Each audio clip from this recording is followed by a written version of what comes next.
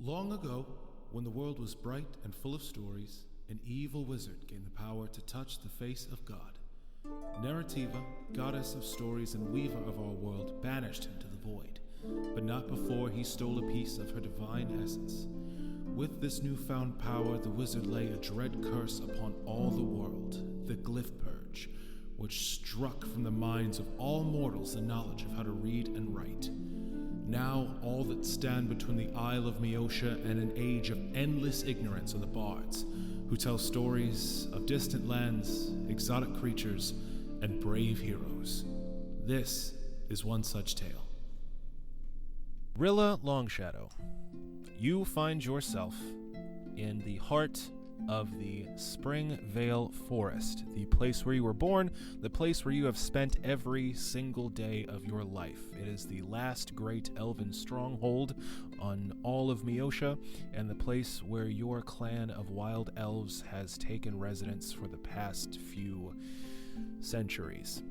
Protected by a magical veil of powerful illusion spells that repels any outsiders, you have lived a surprisingly sheltered life away from any other creature, pretty much, besides the elves and the naturally occurring flora and fauna that exist in this lush, green, old-growth forest.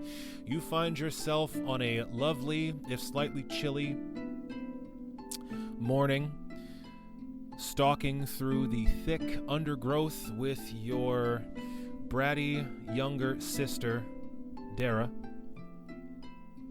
trying to find some game to hunt. This is awesome for two reasons. One, it's a chance to test your skills, which you're always itching to do with a bow, and it's also time away from your village and the elders there who are fascinated by your magical powers. So, let's start off with a move silently check as you and Dara attempt to stalk through the undergrowth in pursuit of prey. Oh, nat 20. Fan-fucking-tastic. So that would be a 26. Well, I'm going to tell you what, that must be serendipity because your bratty younger sister, Dara, also rolled a natural 20. Whoa. You two stalk through the forest like the shadows of your namesake. You scud like clouds over the forest floor, disturbing not one branch, not one dry leaf, making no sound at all as you advance into the well-trod hunting grounds of your clan. Before long, you see a proud, powerful, towering stag with reddish-brown fur and a large rack of horns. It is dipping its head into a slow-moving creek of water coming down from the Everspring Mountains to the north. Your sister shoulders in front of you with a sidelong glance and a mischievous grin and whispers, "This one's mine." Rilla just rolls her eyes. Yep. That's what big sisters do. Dara pulls an arrow from her quiver, nocks it. She takes aim and draws it back to its full length, and her bowstring suddenly snaps in her hand. Luckily, it doesn't make too much noise, but she overextends, throwing her hand behind her, nearly hitting herself in the face. You see the bowstring almost snaps her eye. She recoils from it quickly, but she is immediately red-faced. She looks at her bow like it's some sort of venomous serpent. She looks at you from the corner of her eye and then hangs her head in shame. What do you do? I sympathetically pat her on the shoulder, and then I try to shoot the deer. Fantastic. You pull an arrow from your quiver, knock it, and let loose. A 15? 15 is good enough. You take this deer completely by surprise with your elven stealth. You knock an arrow and let fly, and it strikes a solid blow against this Stag, let's see how much damage you do. Well, I have no strength, so probably not that much. Uh-oh. I lost my D8. Oh, that rolled all the way over here. I'll just grab a different one. It's Fantastic. fine. Okay. Always keep a spare, kids. That's the Yes. important thing, especially when you're recording. You can't leave your Are we microphone. Within 30 feet of it. Sure, why not? You snuck right up on it. Couldn't hear a damn thing. Excellent. Okay. So I do 5 points of damage. Fantastic. You sink an arrow directly into the heart of this creature. You fell it swiftly and silently, killing it instantly, and it drops, the arrow sticking out of its side. Congratulations. You have successfully hunted a stag. Yay.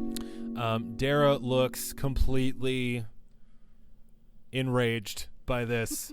She looks at the perfect kill you've just gotten, and she looks at her bow again, and she quickly fishes into her pack to take out another bowstring and says, "That was a lucky shot. That was a lucky shot. It's always luck, you know."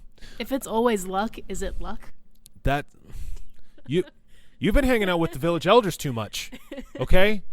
I don't like it when you're all smarter than me and stuff. Okay, it's not good. Just help me dress this thing. She restrings her bow and pulls out a small hunting knife and goes over and starts doing the grim work of dressing this deer.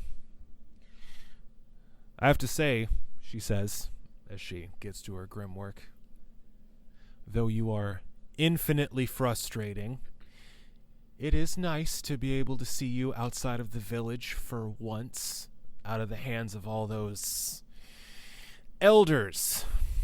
How are you holding up with the constant scrutiny? Well, little sister, you know that I've been exhibiting power since I was very small, and at 117, I'm a bit fed up with it. You know, solid 100 years of someone poking me and trying to figure out how I got my powers. Kind of tired. Well, that's what you get for being the only one in the village that can use arcane magic. You're not gonna get any sympathy from me, okay? Ooh, well, I'm one of the only people that can access ancient elven magics. Boo-hoo. It's, of course, the elders have taken an interest in you. You might be the key to a lot of very important stuff. You know how much magic we lost after the glyph purge. It's maddening how important you are. I can't stand it. I can't stand it, she says, and she aggressively splits. She cuts a little too deep and splits the hide of this deer that she's trying to skin. By the gods, I'm not having a good day today. Yeah, I can see that. Well, you get to it then. You put your back into it. We got to get this thing stripped and back to camp. I will if you take a breath first. Fine. Okay, fine. I'm a little agitated. I snapped a bowstring. Yeah. I worked really hard on that. I made it myself. I've also, been a little distracted. Our aunt's been gone for quite a while. I miss her sometimes, Yeah, I miss Arafin too. She was the only other person in the village I felt like I could really talk to. Well, it may have been because she was the only other person in the village with magic. Yeah, exactly. You were her favorite too. If it makes you feel better, I would much rather be an archer than the only sorcerer in our entire village. Yeah, just best of both worlds, huh? Couldn't even leave me that one, could you? Oh, I do magic, and I'm the best shot as well. How long has Arafin been gone? It's been years, right?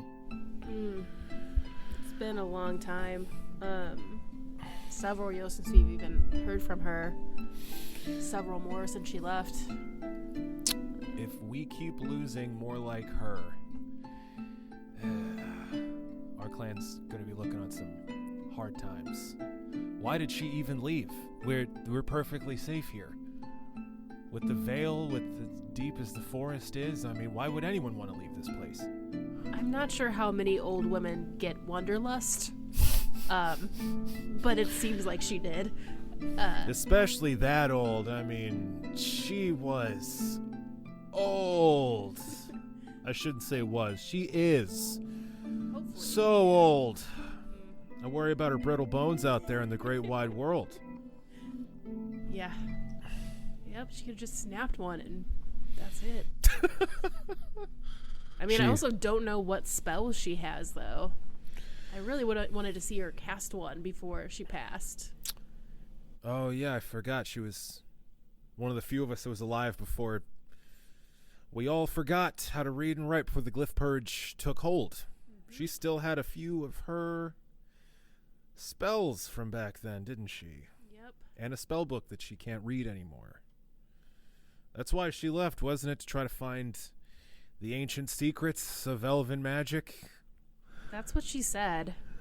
I don't know what she could do with them, especially if they're written down, but that's what she said. Yeah.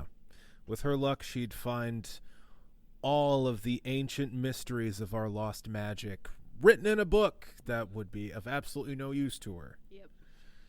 Ugh. It's a little selfish, actually, if I think about it. And concerning, yeah. Someone with that much to teach us just leaving with all the protection we have here. We saw the humans tear each other apart after the glyph purge happened. Why would anyone leave? And that sentiment, why would anyone leave, kind of rings out in your head a little bit. hits a little close to home. Why indeed?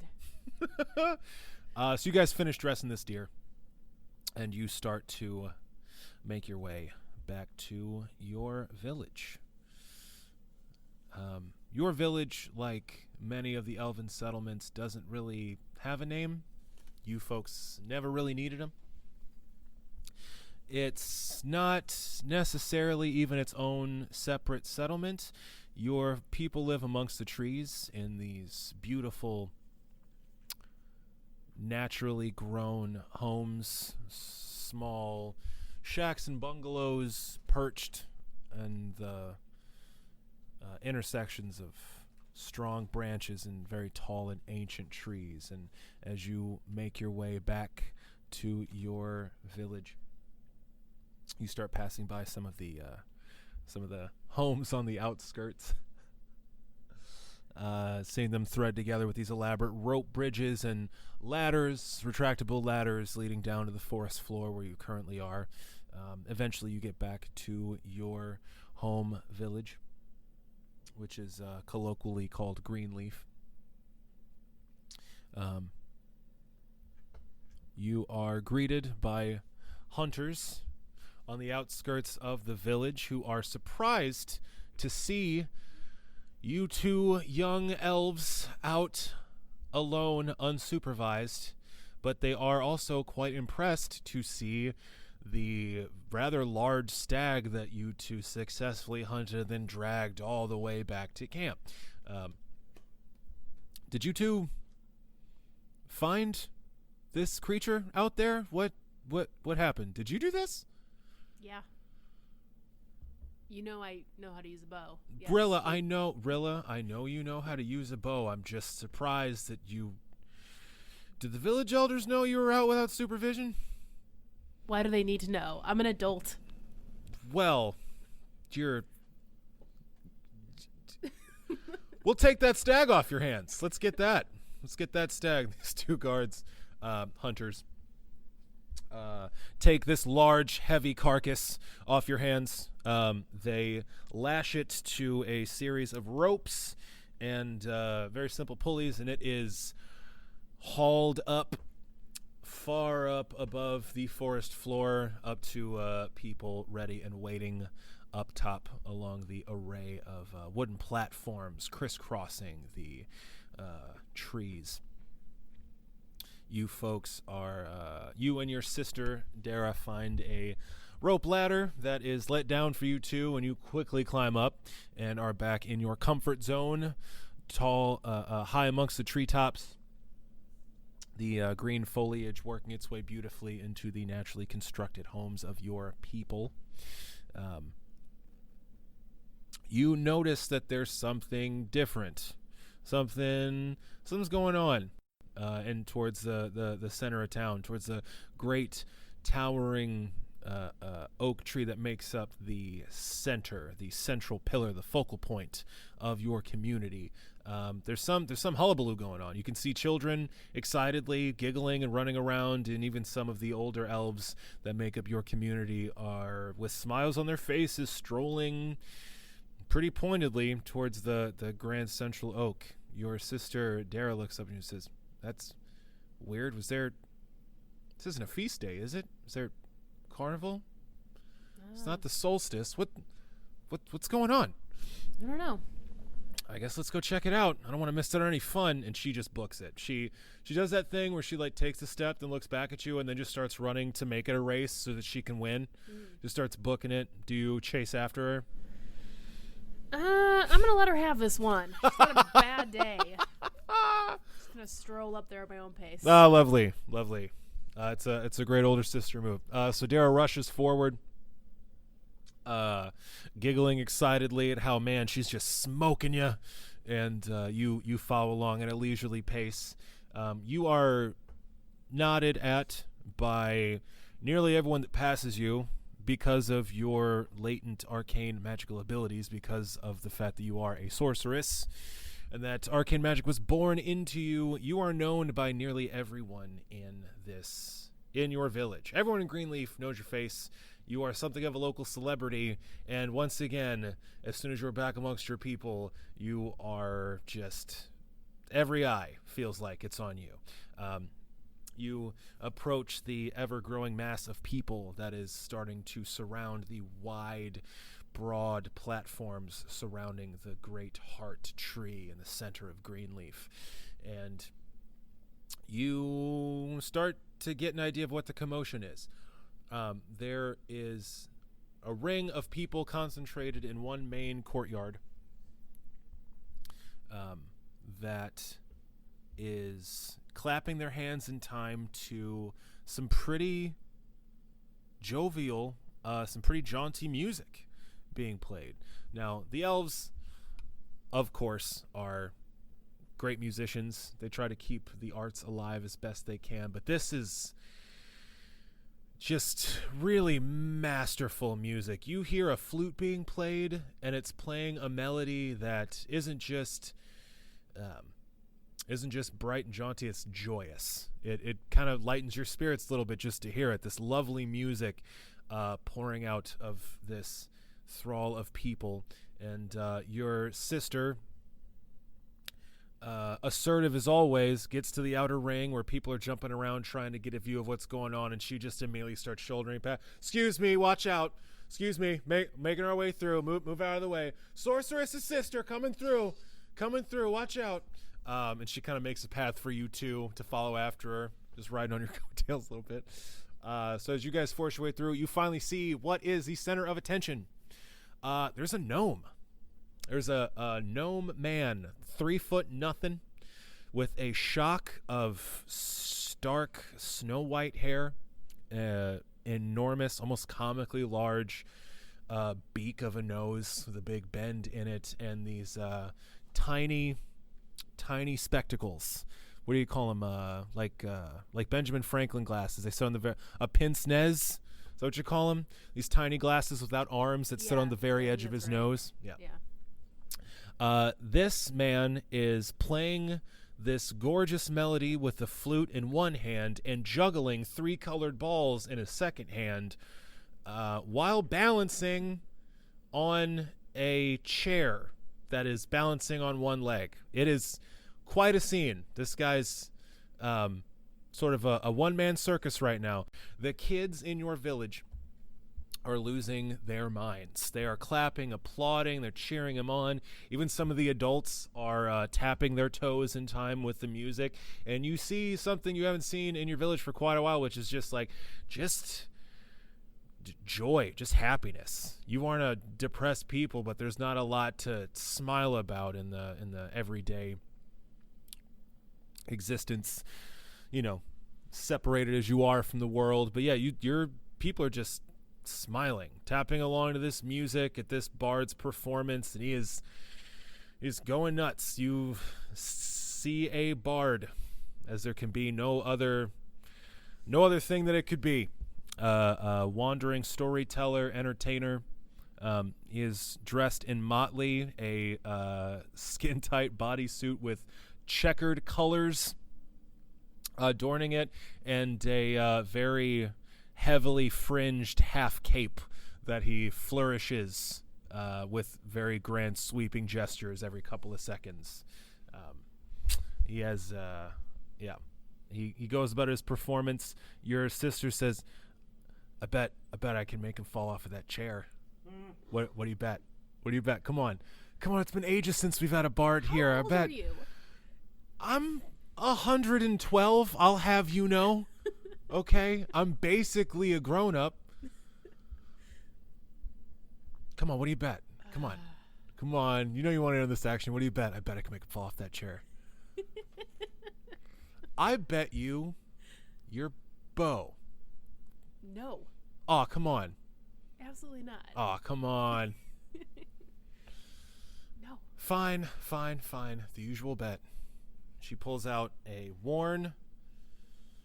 very well worn copper coin. It can barely be called a coin because it's so old and so well worn. You can tell there's like traces of what used to be stamped into it, but this is sort of the totem of your guys' relationship. Is this small copper coin, the coin that you bet every time you guys have a bet after you talk her down from your bow or your hair or all of your possessions. She pulls out the copper coin. She says, all right, is it a bet? Yeah, sure. All right. And as is custom, she puts it on the ground between you two. And she kind of steps back into the crowd a little bit. She gets a couple people in front of her. And she pulls out her slingshot. Her prized possession. Her Dennis the Menace style forked twig slingshot. And she pulls out a small stone. And ducking between the legs of some of the older audience members, she pulls back and snaps it. Let's fly. And a small stone slices through the air and smacks the bard right on the butt. This little gnome's tushy gets smacked with this rock, and he immediately feels it. His whole body tenses up, and he starts to lose some of the colored balls he's juggling, and he hits a sour note on his flute, and the chair starts rocking underneath him as he struggles as hard as he can to regain his balance.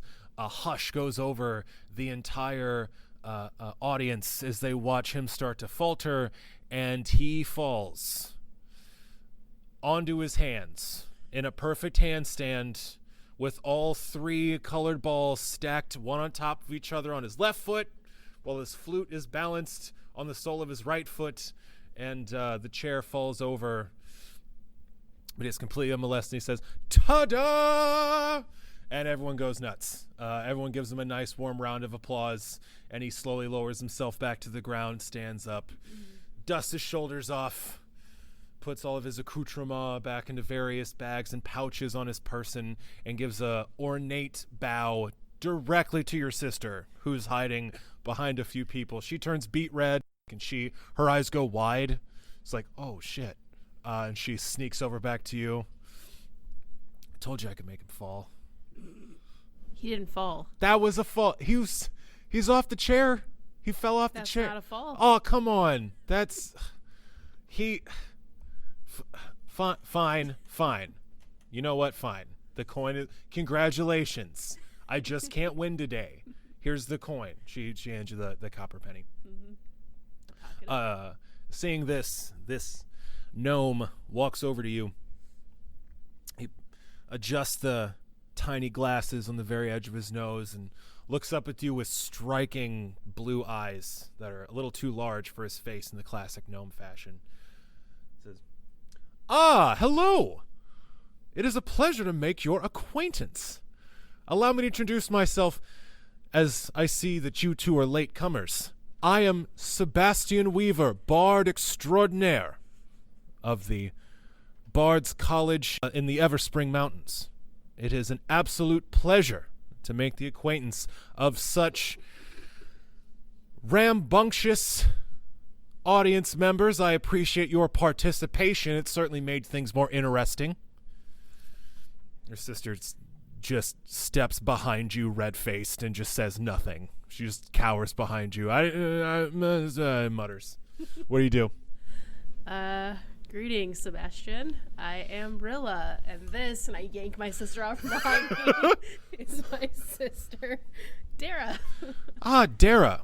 I must say, the accuracy of the elven people is lauded all over the land of Miosha, and with sharpshooters like you, it's a well-earned reputation. She's like, thanks. I'm sorry about that. Oh, no. Improvisation is the key to any good performance, in my opinion. It was well added, though I don't think my posterior would agree with my sentiment. It stings. It stung a little bit. That was a good shot. Let's see, Rilla.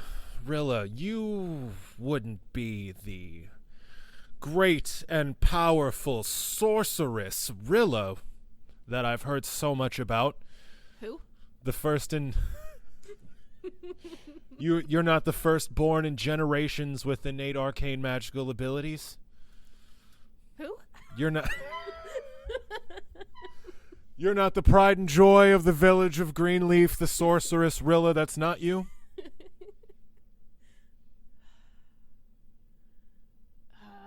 Fine, yes, it's me. I'm just really sick of being looked at by everyone. Oh, of course. I don't share that particular malady, but I could understand it. Bards love the spotlight, but it can get a little old constantly being ogled by everyone. That's why I have certain outfits for when I want to be seen and certain outfits for when I don't. He snaps his fingers and his clothes change from this skin-tight, like, motley patchwork suit to a very sensible outfit. Instantly, right before your eyes, he's now wearing just leather pants and boots, a nice leather vest. Hide Dara's eyes for a second. That's awesome. Yeah. Yeah, he just quick changes his clothes right in front of you with a snap of his fingers. I do apologize. I suppose I should have warned you first. Sorry. It's no harm done. I've been wanting to talk to you, Rilla, if I'm being honest. I do apologize for being just another person staring at you, but there's a few things we need to talk about. I'm in the midst of doing what bards do best, writing a story. And I've got several of the pieces necessary to write a good story, except the most important part. I need a protagonist.